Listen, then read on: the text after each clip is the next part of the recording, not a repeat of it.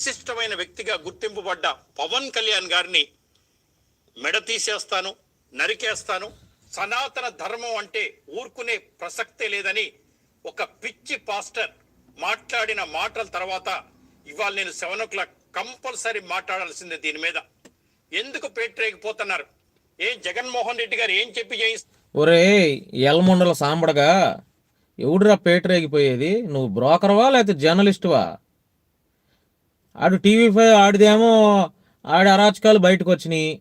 మీ BR Naidu గారు bedroom Naidu గాడి మీరేమో పవన్ కళ్యాణ్ తల తీసేస్తా అన్న పాస్టర్ పైన ఏదో కేసు కట్టారు. నువ్వు దాన్ని కూర్చొని మత విద్వేషాలు రెచ్చగొడుతున్నావు. ఏందిరా పోరంబోక నీ వల్ల ఉపయోగం? మత గొడవలు ఎవరు? ఇది వీడు చూడండి ఎట్లా మాట్లాడతాడు. ఇవన్నీ పాస్టర్ వైసీపీ పార్టీకి సంబంధించిన వ్యక్తి మొన్న ఎన్నికల్లో కూడా జగన్మోహన్ రెడ్డి గారికి సపోర్ట్ చేస్తూ ఓకే.